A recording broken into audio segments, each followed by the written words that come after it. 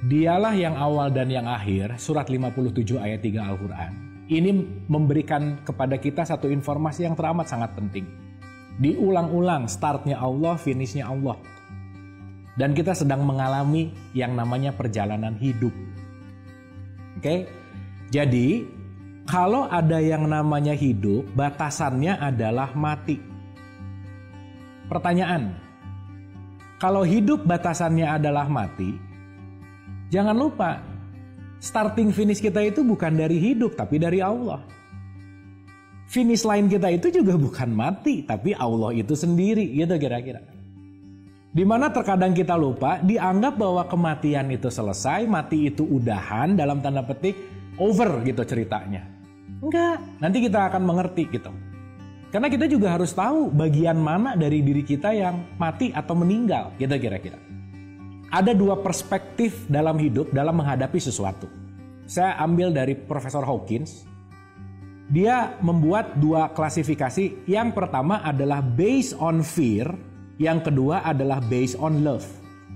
Di mana based on fear itu karena ketakutan. Contoh, kenapa sholat takut masuk neraka? Berarti dia melakukan based on fear. Di mana kalau seseorang melakukan based on fear, sudah pasti dia dalam kondisi tidak ikhlas. Sudah pasti dia melakukannya dalam kondisi tidak nyaman. Dalam tanda petik bahasa gampangnya kepaksa gitulah kira-kira. Maka Allahu Akbar, ya sholat. Ya udah, sholat aja deh. Kenapa? Takut dosa gitu. Tapi akan berbeda ketika seseorang melakukannya adalah based on love.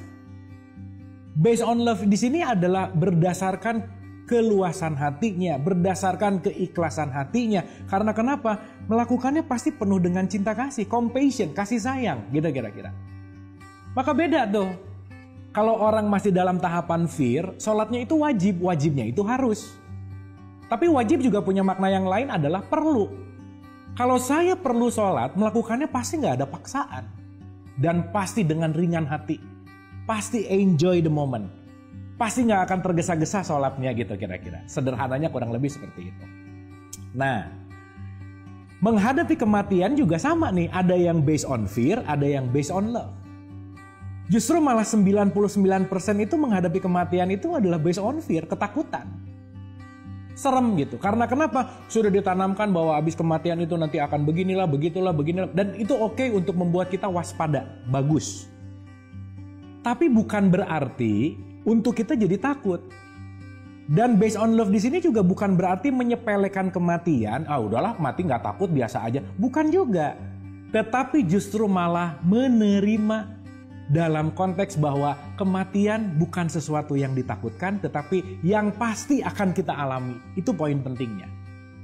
Ya saya garis bawahi dulu nih.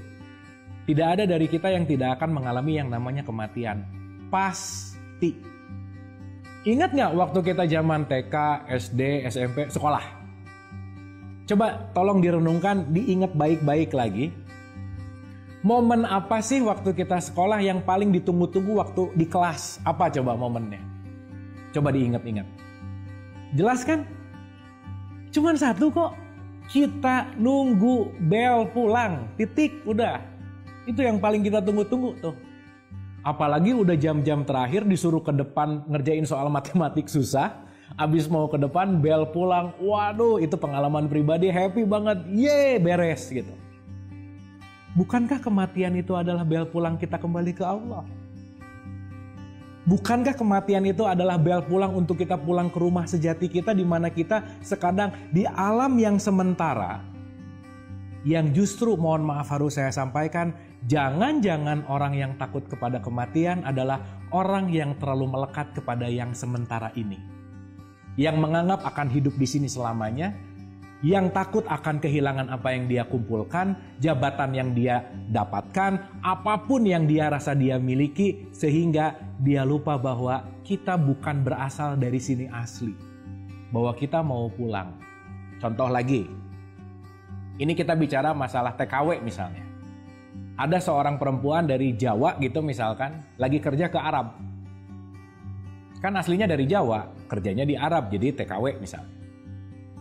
Kontraknya 5 tahun gak boleh pulang tuh.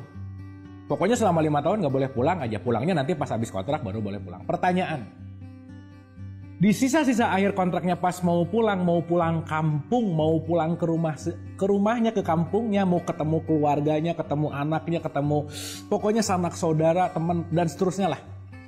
Saya tanya, kira-kira ada perasaan bahagia nggak? Ya misal aja kalau kita Ramadan ada mudik. Mudik tuh kan happy banget gitu. Pulang kampung tuh bahagia gitu. Bukankah kematian itu adalah mudik dalam tanda petik?